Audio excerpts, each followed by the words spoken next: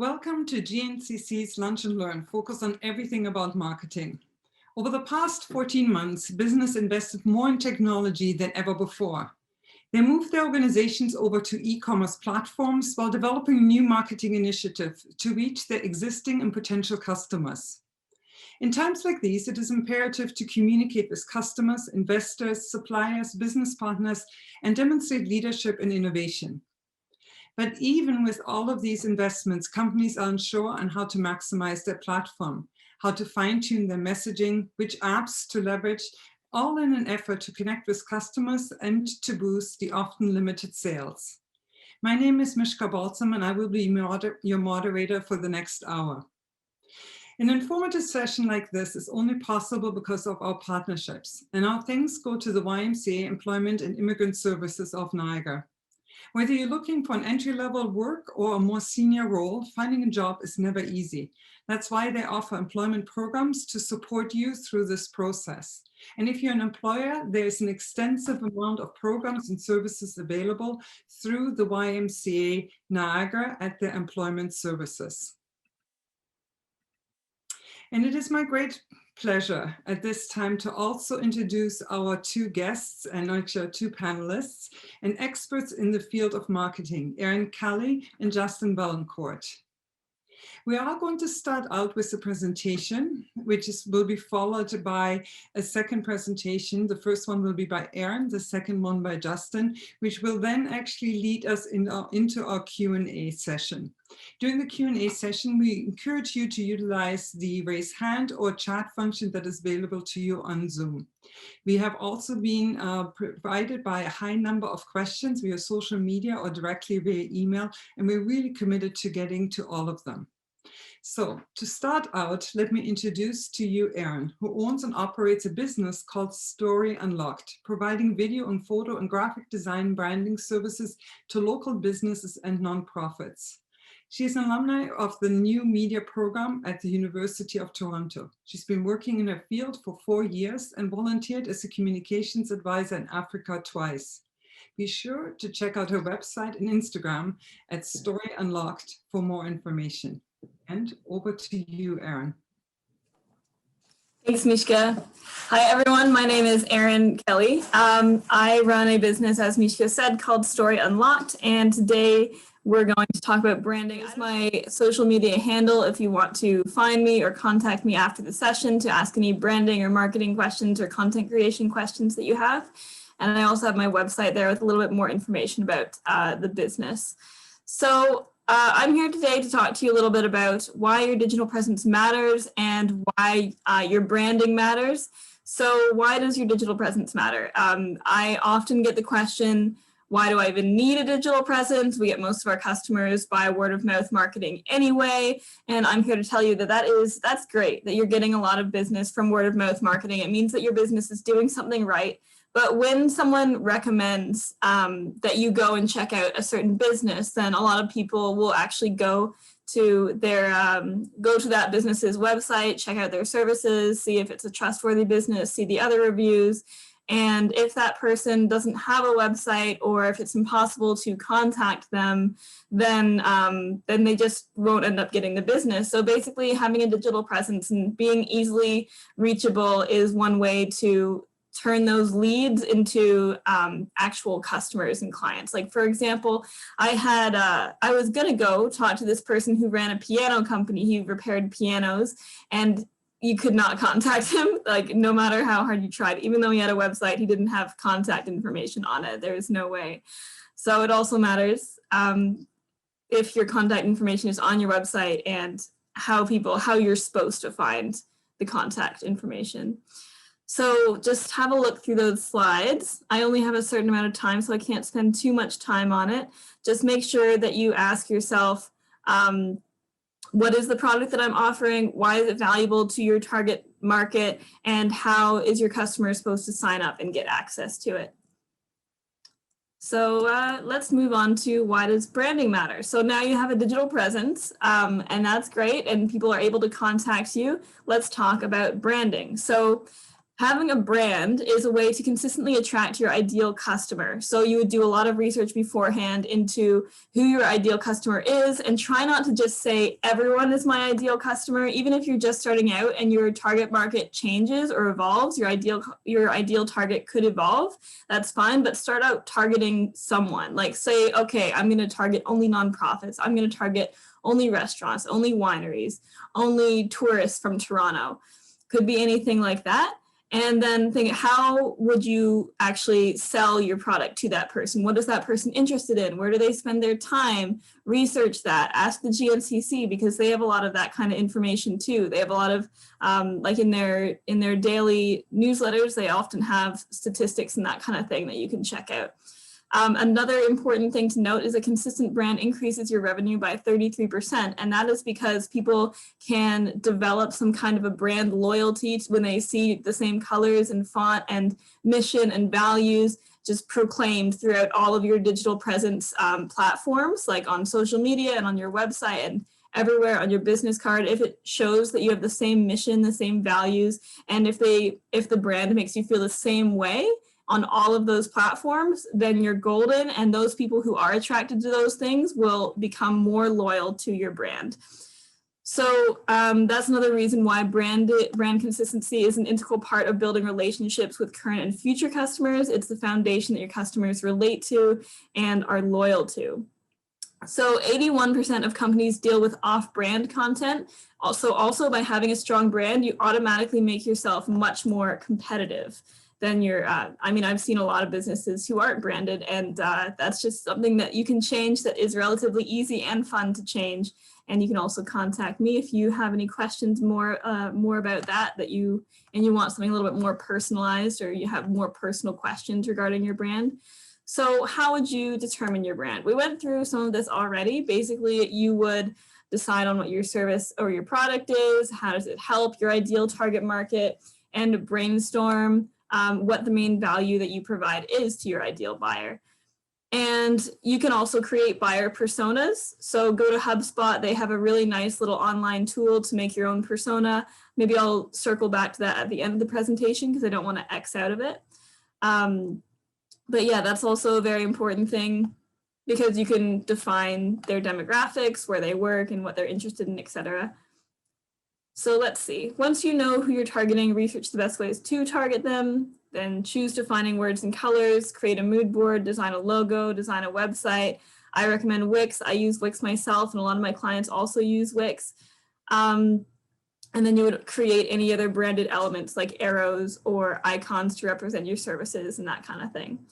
So yeah, you would start with your own brand, but especially when you're in the beginning of your journey as a business, or if you are in the beginning of developing a brand, feel free to just evolve your brand until you are completely happy with it. Because when you become more established, you won't want to change that brand, but it is important that you stay consistent. So establish a strong foundation for that. I always like to refer to the quote by Abraham Lincoln. When he was asked to cut down a tree, so to speak, he said that he would spend 6 hours sharpening the knife before he would start cutting down the tree. And that is the same thing with building a business too. You've got to make sure that you're building it with a strong foundation. So when you're developing a brand, you want to also design a mood that is given off to your ideal target market. So you would first design a mood board, as you see on the left. That's my Story Unlocked mood board. It's urban, clean, local, light, modern. That's the feeling that I want to give people when they go onto my website. I want them to feel like, okay, this is a light, welcoming vibe. And then they feel like they can spend some time there without becoming overwhelmed and without feeling like they're scrolling through something outdated. And this is a style board that I created for one of my clients. You can see that there's a couple different variations of his logo, and there's also like a main font, a main font for the main title, and then there's a paragraph font. Just Google different font combinations and you'll find some flattering ones, or you can do a little bit more research into what fonts go well together, but it's important that you don't pair fonts together in a bad way, because that can be really that can really impact the way that people read your website.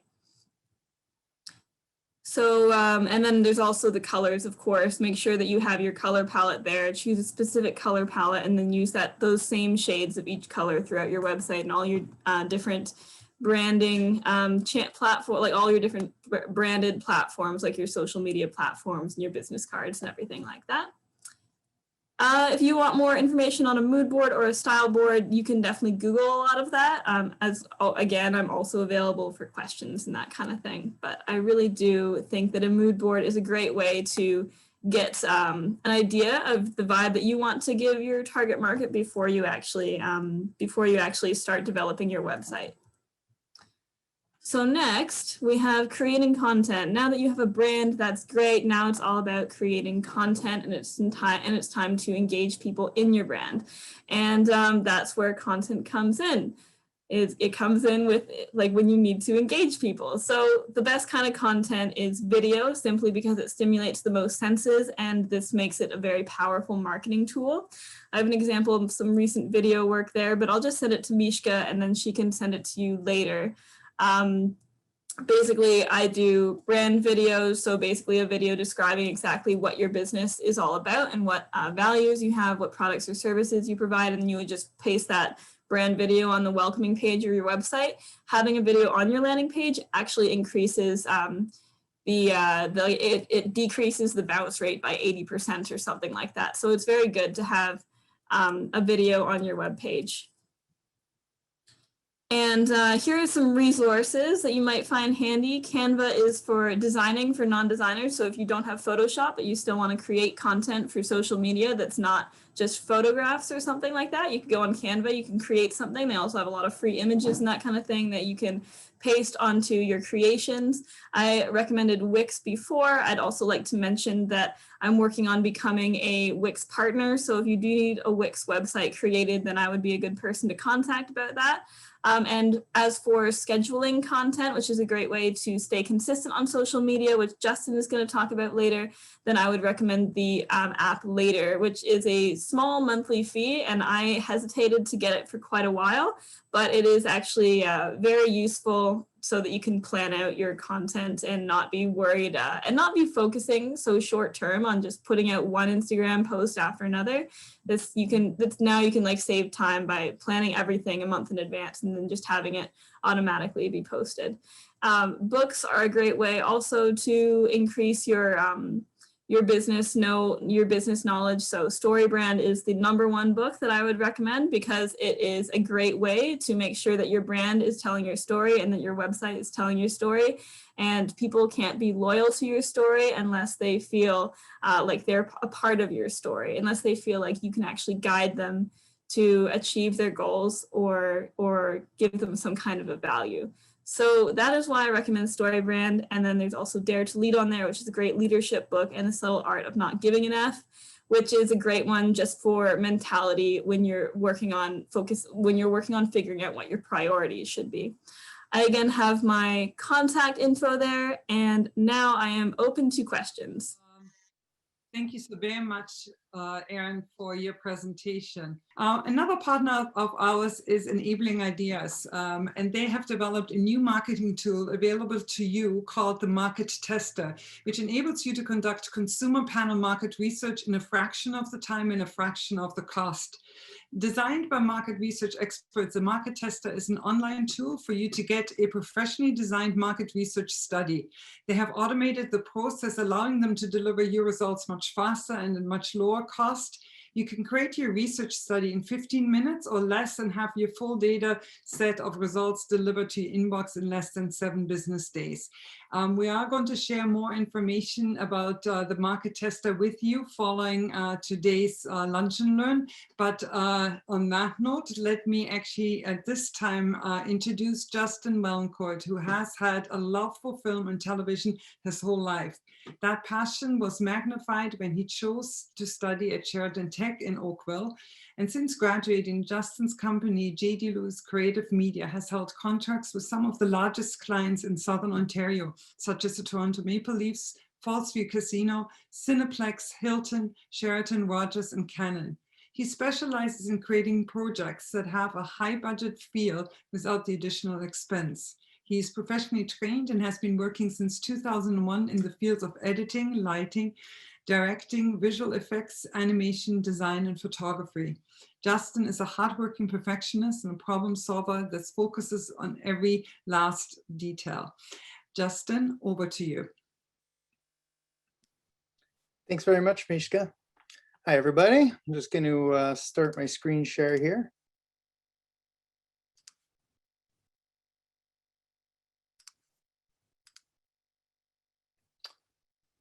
All right.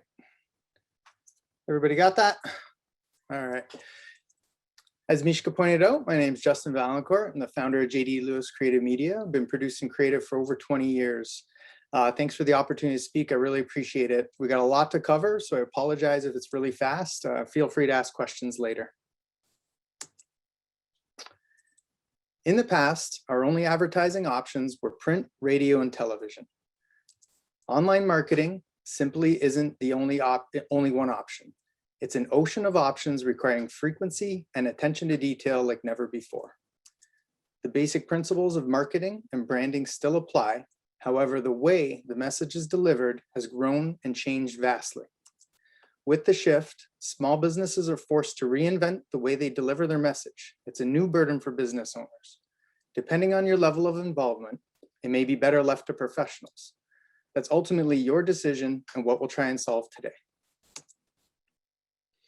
When creating content for social media, we've established 6 rules that work for our business. This ensures our clients' content is as effective as possible. Because they all end in Y, we like to call them the Y rules. Quality, simplicity, frequency, consistency, variety, and story. Emily did a fantastic job covering brand. Now let's dig a bit deeper on how the Whys create your digital identity and help you achieve your business and branding goals. With quality, professional level content makes your business appear larger and more successful. In our case, quality means clear and meaningful with intent. Even cheesy content can be considered quality if it's well produced and easy to understand. Don't confuse quality with money. Quality is something that is well thought out. You can be resourceful without funds for high-end content. Try sourcing free content online or using template services and freelancers. Make sure to proof and read your posts for mistakes and proper grammar. You can impress your audience without expensive content if it's interesting and engaging. Stay simple and focused. Simple is always better. A dead giveaway to non-professional marketing is trying to say too much. Stick to one message per communication. Think of the biggest brands in the world. Apple's creative is very clean and simple. McDonald's focuses only on one menu item per ad. Leave your audience wanting more. They want to feel empowered to continue their journey. Why would they want to learn more if you just throw 45 details at them? It's okay if every person isn't engaged by every single post you do. And lastly, Google works.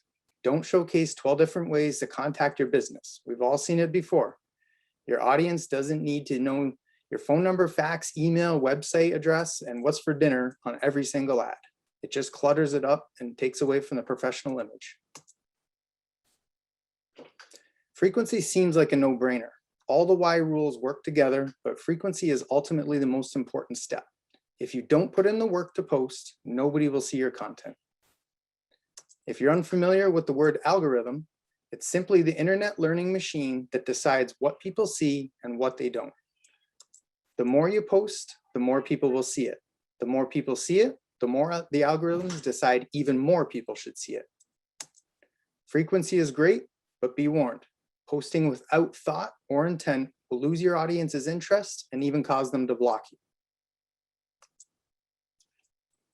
Consistency covers 2 different levels. Timing. You may be posting frequently, but are you posting consistently? Did you just post 7 days in a row, then not post for 4 days? Tone and quality. Are your posts consistent in quality and tone with the message to your audience? If you set expectations for your audience, follow through with them and don't let them down. Variety is simply not continually beating your audience over the head with the same hammer. How many branding ads can a customer stomach before they lose interest? Variety is easy. There are so many different types of posts. Mix up your media, keep it fresh, and give your audience a well-balanced diet. Finally, story. Your brand is your story, your feed is your story. So go one step further and include story in every post you do, in everything you do in your business. Even the simplest and goofiest posts should have something to say and fit your overall branding story. Set the tone, a mood, and a feeling. And all great work evokes some sort of emotional response from the audience. Connecting with your audience on an emotional level will give your message a much deeper and lasting impact. Once you've established a tone, every decision on your feed should fit into that bucket. Adjustments in tone should be done purposefully to assist in telling your story. It's simple to remember. Before you post, does it have purpose and meaning in your overarching business goals? We look for story in everything. It's the best way to connect with your audience. Every post is an opportunity to write a page in your story.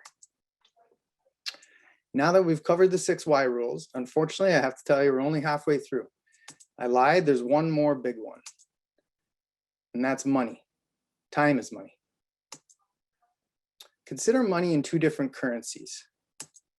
How to spend your marketing dollars, and time is money. Coming to terms with when is enough enough. Just like the old days, spending your budget on a marketing specialist can and most likely will save you time and see greater returns in the end. If you're blindly throwing out digital ads on random platforms, you might be wasting your money. The same rules for posting content apply to ad placement. You should have a well thought out and purposeful strategy with a specific target audience. If you're spending hours sourcing your own creative content, your time is probably better served contracting it out. It will most likely create a better end product and free up valuable hours for you to run your business. There's 2 basic sides to social marketing: strategy and content creation. These are 2 very different skills that very few people can do both well. DIY, or do it yourself, can be very dangerous and easy to flush away mass amount of hours and lose focus on what you do best. It's your job to decide where your skills and passions lie in your business and how much you want to take on. Here's some things to consider if you decide to market your own business. You must define a clear strategy based on your brand and target audience. Your posting strategy and ad placement depend largely on where your target audience consumes the most content. Social sites like Google allow you to get very specific with your target audience. Join social groups and forums where your target audience hangs out. Learn from them and refer. Request reviews and testimonials from existing customers. If you elect to hire a professional, it doesn't have to mean expensive. Many social media experts take on small part-time retainer clients. Strategy doesn't have to be time-consuming or expensive. You're paying for expertise and knowledge. A flawed strategy is an easy way to spend money quickly. If you're managing your own content, start by considering the why rules, or at very least, frequency and story. Create thoughtful posts with clever writing. Be very careful. DIY content can do more harm than good. Your content quality reflects your business and product quality. If you post unappetizing food photos, why would your audience want to eat in your establishment? For images, lifestyle photos tend to have the most impact. Your audience can identify with them like it's the life they want to live.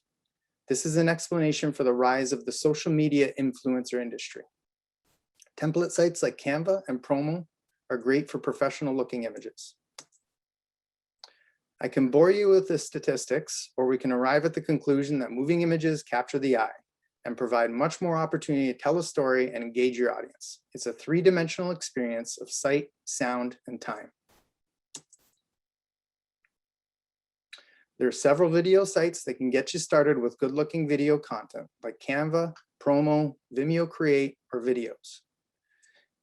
In a world of content, templates are a great resource to deliver a quick message.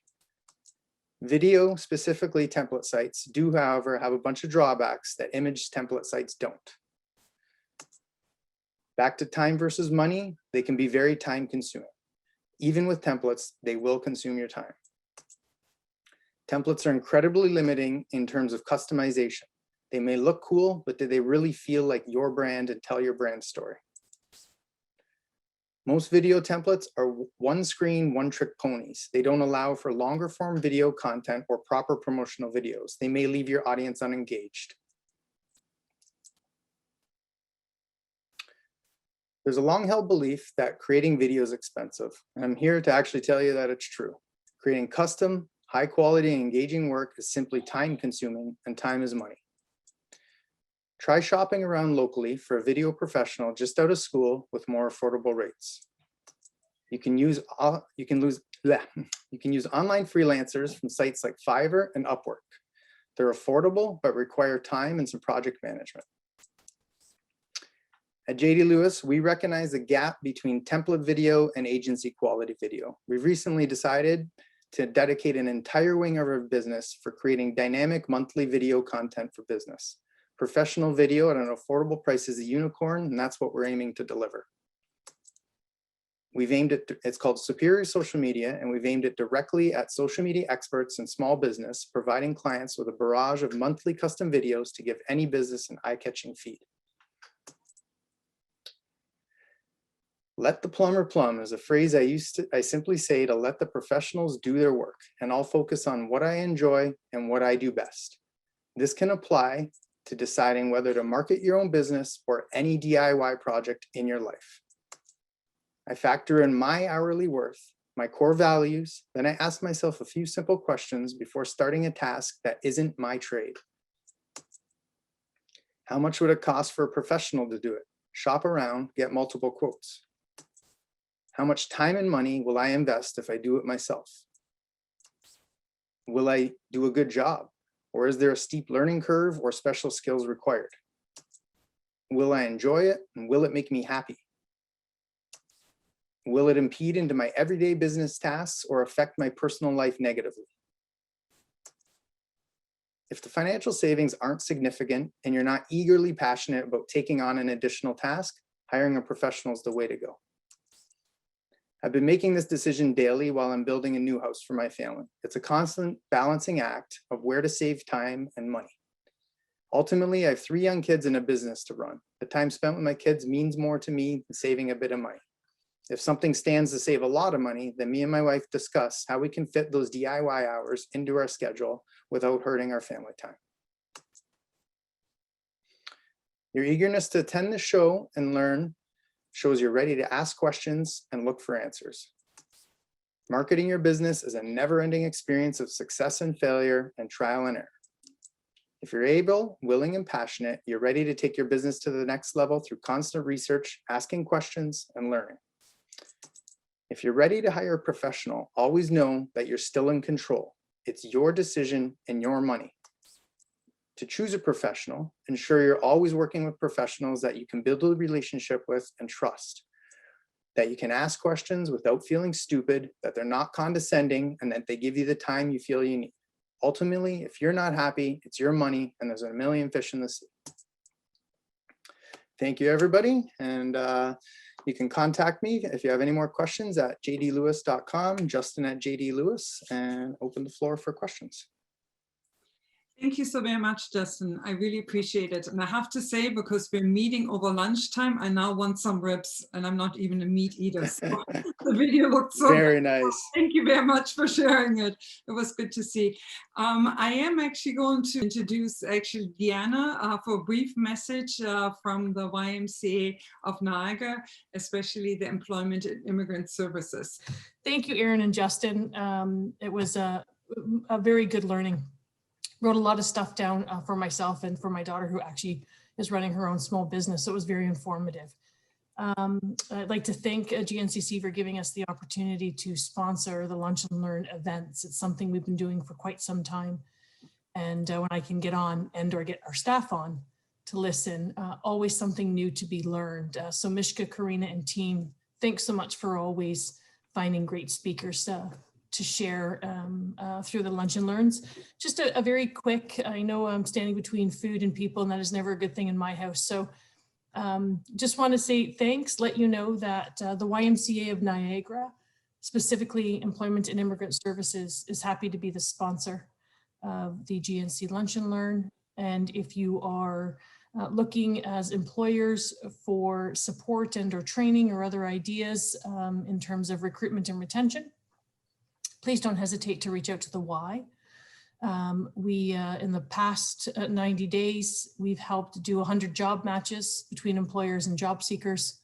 We're very proud of that in a time that would be unprecedented, but lots of employers are lots of good people who are potential matches. We've done about 6 job fairs, so we're pretty happy about that in the midst of doing some of those things. And in terms of marketing, and certainly reach out to Mishka, she's super familiar with our Y employment programs, but if it comes to marketing and media, and you are a staff team complement of more than one proprietor, please don't hesitate to reach out. We could look at finding some dollars to help elevate your skill level in your business so that this is some knowledge and technology and or training that you have access to yourself. So please reach out to Mishka if you have any further questions. Don't hesitate to reach out to me at the YMCA of Niagara, at Deanna Dalia. And again, Mishka can, I'm sure will forward the information if asked. So enjoy the day, everyone. It's a beautiful day. Don't go out in your car. Thank you so very much, Deanna, for joining us this noontime or noon hour. We really appreciate all that you and your colleagues do for NAGA and for employers specifically and for employees. So thank you for that. And on that note, we're really pleased to open up actually the question and kind of part of our dialogue with both Justin and Erin today. And there have been quite a few questions that have come forward. So I think one of the best ways maybe to do it is to just jump in our ability and hope that we can get to as many questions as possible. And Erin, this first one I think is maybe geared towards you, and it's specifically because you touched on branding. And this question, it's the individual is asking, how do I know the difference between what I like and I think works and what actually works for my customer when actually developing a brand story? And I was wondering if you could touch base on that, if there is research that needs to be conducted, if there's surveys, how do we know what our customers want versus what I want in developing and unlocking a brand story? Right. So I think that because it's your business and your brand, that it is important that you have a little bit of a personal touch to your brand, and you have to obviously like your brand so that you feel proud sharing it. But you do have to make sure that your brand is still appealing to your target market. So for example, when I was doing research about who my target market was, I learned that there's a lot of male business owners who are between the ages of 40 to 55 who could be ideal targets for me, who could be ideal customers for me, who are running a business and who are ready to innovate in their businesses. And obviously I am not a male in between the ages of 40 to 55. So I had to do a little bit more research about what they might like. I talked to my dad and I talked to other people in my life who I know would fit that demographic. And I just asked them what colors they liked. I showed them a couple different samples of different fonts. I showed them some pictures. I created a couple different mood boards that represented different vibes that I still liked, but they were a little bit more masculine, so had more blues in them and that kind of thing. But if you go onto my website, you'll see that it's still quite light and airy, and there's still a little bit of purple there, and it's very difficult for me to get away from that femininity aesthetic, or that feminine aesthetic that I do really like, but I tried to make it as masculine as I could. And so that's just what I would recommend, is finding kind of a good mix of both worlds, and something that, I mean, the number one thing is just that you're telling your brand story. It's not necessarily that you're attracting one certain target market, but just that you're telling your brand story and that your brand is going to be providing value to that person.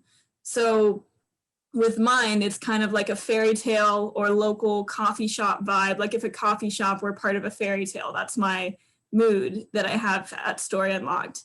And that invites a lot of people into that type of story. So that's just what I would say is think about what are your values, what kind of mood are you trying to get across with your brand, and just ask yourself, is your target market going to be interested in that? Are they going to be attracted by that? Or are they going to be almost like offended by those colors or by those fonts? So yeah, that would be my answer to that. I hope that helps. No, and it actually helps very much. And on the same note of brand or branding, there's a question that came forward from Alex, and he is asking, how often can someone change their brand? Is there a rule to it? Or saying like, or are we meant to stay with it and let it evolve naturally? Or is there a time actually where you can say like, no, we need to change the brand and the timing is right? What would be some of the things that business owners would need to look for to saying, it is a change and a good time for brand change? Yeah, definitely. That's a great question. So if I were going to decide between changing my brand dramatically, like doing a flip between one day and the next day, or transitioning it more naturally, I would actually choose the former option. So doing the very harsh flip of the brand. And that's because when you're doing a transition, those branding elements end up being inconsistent. So you're using elements from an older brand and then incorporating new brand elements, and it just becomes really confusing to your target market and to the customers that are seeing your brand. And they are starting to think like, well, what am I even supposed to be thinking or feeling when I see this business? So if you really don't like your brand, just do a bunch of research, create a bunch of mood boards, ask a bunch of people what they like and figure out what you like. Make sure that you love your brand. And then once you have all of those elements, make an announcement or something on your social media like, hey, we're gonna change the brand colors or things are gonna look different. And don't worry, we're the same people, but we're just different. And then go ahead and make all of those changes like within a week if you can do that. So and then make sure that the content that you're creating from then on matches your new brand. Yeah, no, that makes sense. And I think it was an interesting question too. It's just saying like, Yeah. Touch it, and when should you actually stay away from it and let it be and let it evolve? So Erin, thank you for that. Yeah. Question for you, and it's specifically related to video, because there's a lot of questions about how to maximize it and how to use it best. So one of the questions that has come forward is saying that, how long should my video be? And this is, and I think specifically this person is looking at for maximizing it on social media platforms. So if we have a video message, should it be the 15 seconds, or should we utilize different apps and make it longer?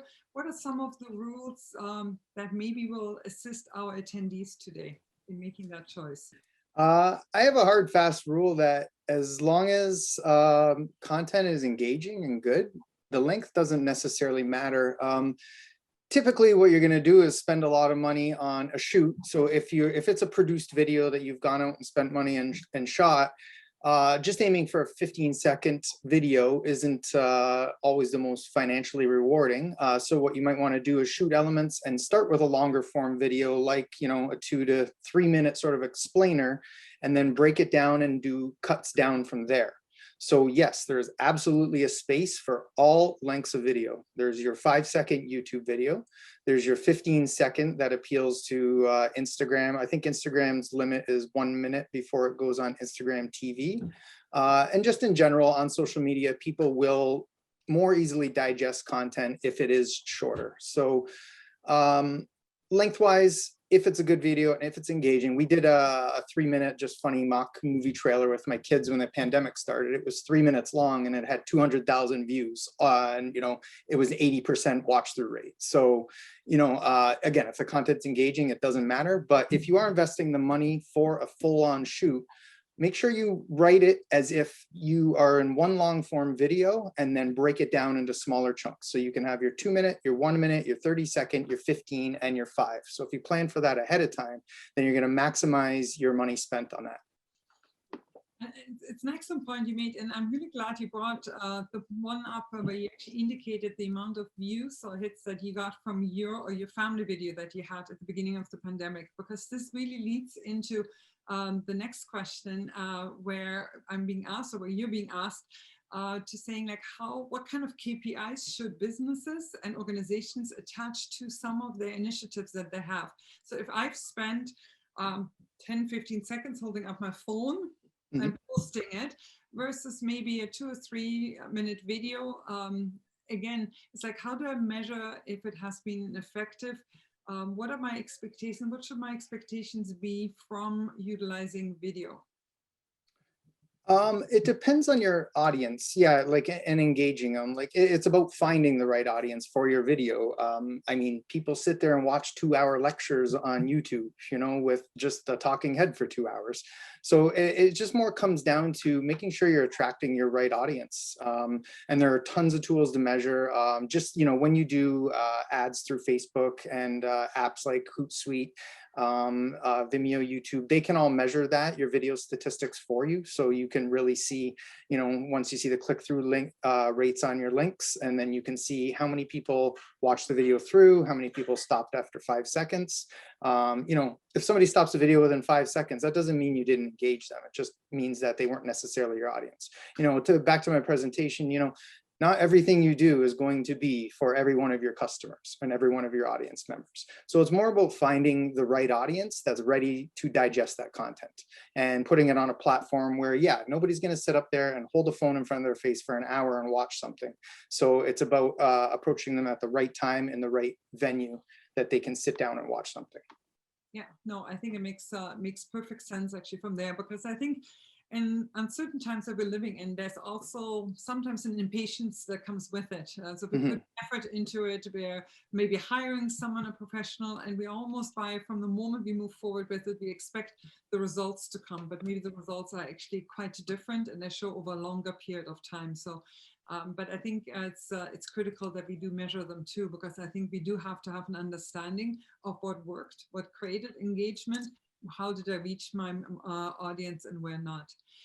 This is a question from Vince for Erin, and they're wondering, Erin, if you could touch a bit more on the marketing platform that you had touched base on, and saying like, what are some of the better or marketing platforms that you are using? Erin, I can. All right. So the marketing platforms, I'm not sure exactly what you mean, or if you mean social media platforms, or if you mean analytic platforms, or websites. Actually, I'm not 100% sure, because it's a question that came in like via chat, but I think why not start out with the social media platforms, because there's quite a few questions where people are saying, which ones should I use? When is it best to use Instagram and Facebook? When is it best to use Twitter or LinkedIn? It's also maybe the core 4 that I think maybe much of our audience, or most of our audience, are looking at. Maybe if we start there, and then maybe take a look at some of the others that are becoming stronger too, like TikTok. Okay, definitely, yeah. All right, so for social media platforms, first you have to think about you have to think about your target market and which platforms your target market is actually using. Are they using Instagram? Are they using Twitter more? Are they using LinkedIn more? Are they businesses? Are they individuals? Because if they're a business, you're trying to contact a business, there's a lot of research that shows that it's more easy to contact a business and market to a business on LinkedIn. LinkedIn has huge reach for that. So make sure that you're posting consistently on LinkedIn, making sure that people in your network know what services you provide.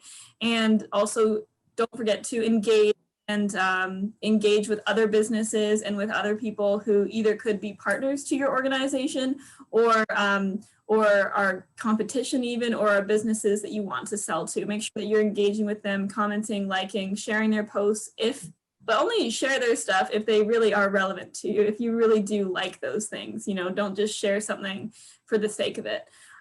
So that's if you want to contact a business. That's just an example. If you wanted to contact someone like my demographic, you might go on Instagram or on TikTok, Facebook less so. But yeah, Facebook pages are still very powerful also for businesses. It really just depends on what your demographic is. So do some research, figure that out. But as for the purposes of each platform, Facebook is a great way to gain a consistent following of your page. So make sure that you're getting a lot of people to like it. You don't have to create a Facebook group if you don't want to create a community yet with your customers, but it could be a very powerful tool in the future if you did want to create some kind of customer community or membership community. And LinkedIn's great for businesses. Instagram's great for just regular posting and to get your word out. So to get a little bit more visibility. And Twitter is something that people don't use quite as often anymore. But if you are a business or an influential person, then Twitter is it can be quite powerful because people will follow those celebrities and businesses and see updates, but they won't always or as much engage anymore. So yeah.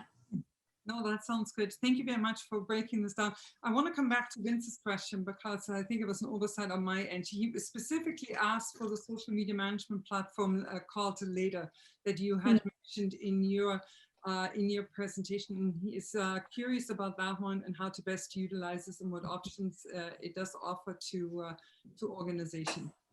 Yeah, sure. So as I mentioned in my presentation, it's important to have a social media presence that's very consistent. And Justin also talked about this a lot too.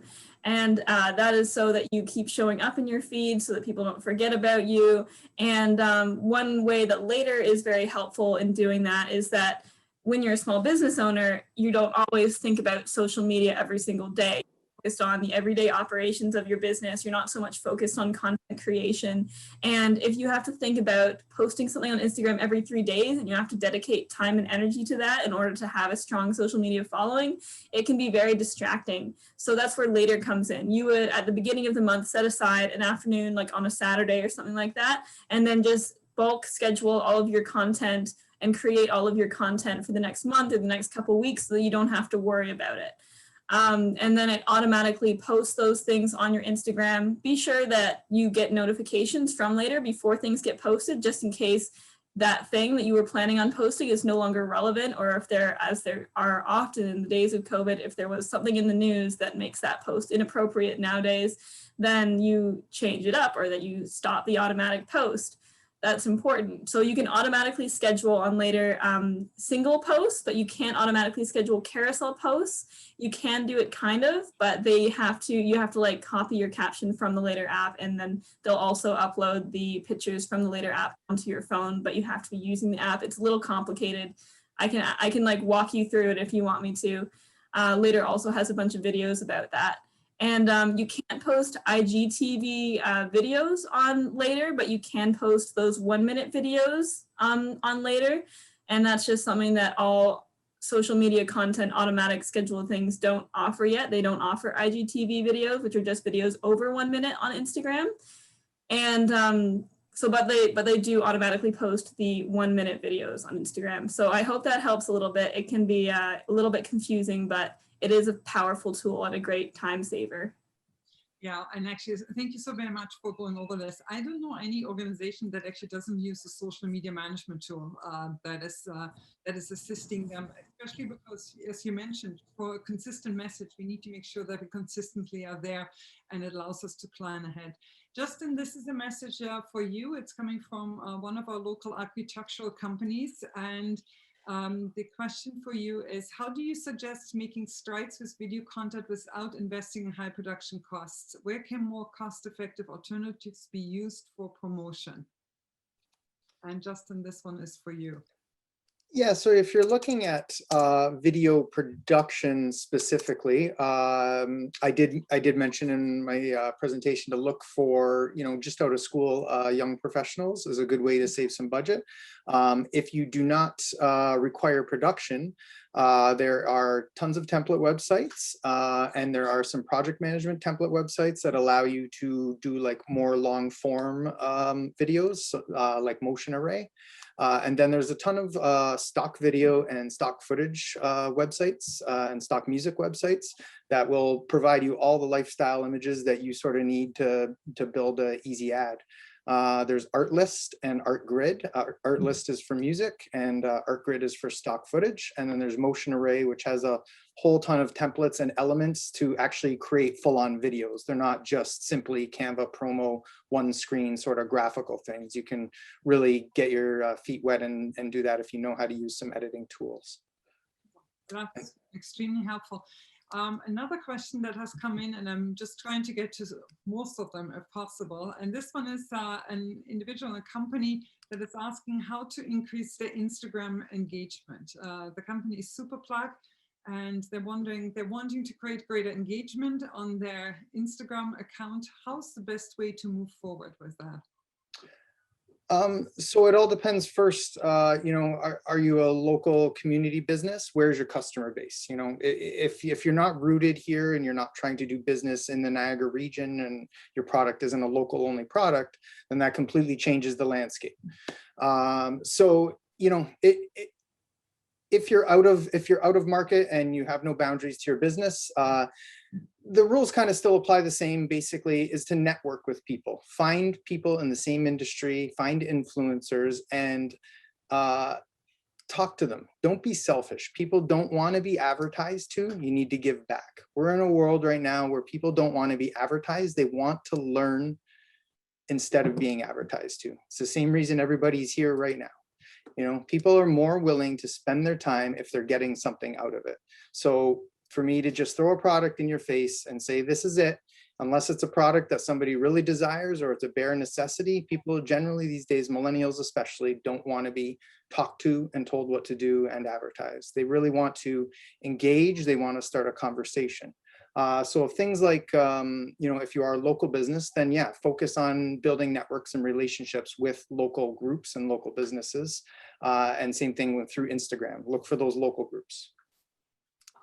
Thank you very much, because I think just with what you mentioned, it does actually create conversations, it creates interest, and they don't have to be focused actually on your services or on the products that you're selling. It can be just based on a common interest that you have that creates actually that link.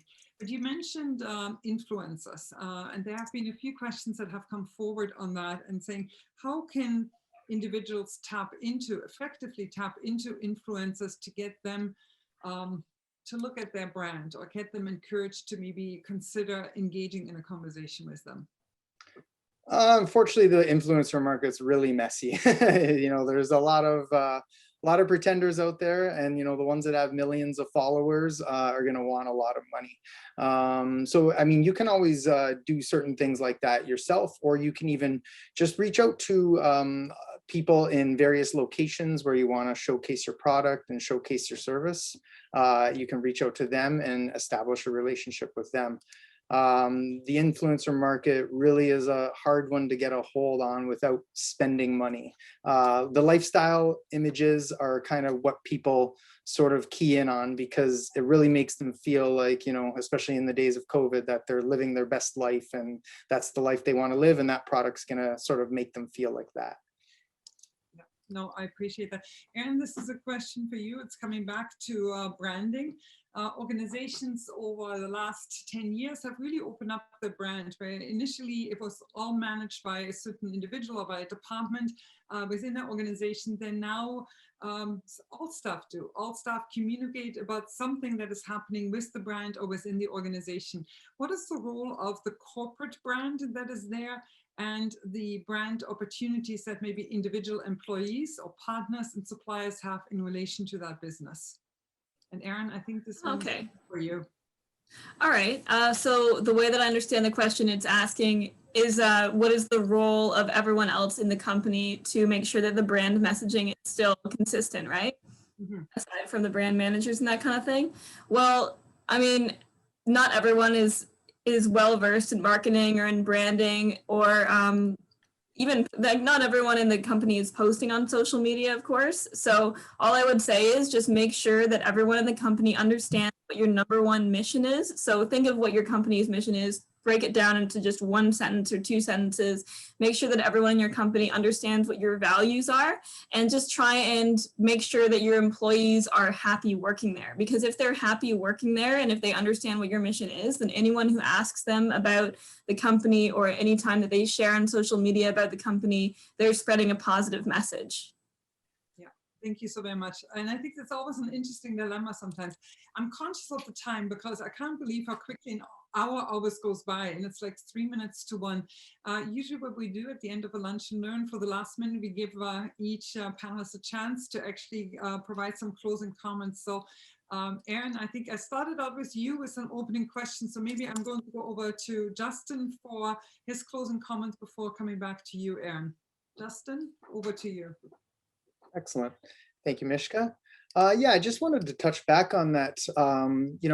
Your audience doesn't want to be advertised to. So if you really, the real way, and again, it comes down to whether your product has boundaries and borders in the Niagara region, or it can go outside of the Niagara region.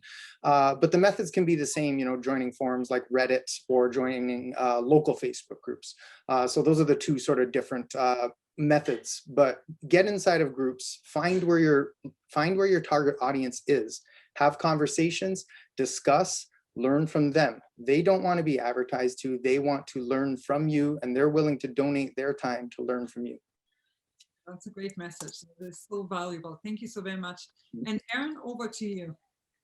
Great. Thank you so much, Mishka, and to Justin too. You've made so many good points throughout this entire thing, and like I'm taking notes too, So what I want to say is just having a brand is all about making your business and your values, your services and your product all very easy to understand. Consistency is key, but also if you confuse people, then you lose their business. So just make sure that on your website and on your social media platforms, you're not overwhelming people with too much information, including too much contact information, as Justin mentioned before. Make sure that you're not overwhelming people with too many different colors or too many different fonts or anything. And that's what branding is all about. It's about making your message simple and making sure that all of your colors, images, elements, everything adds to your message and doesn't distract from your message.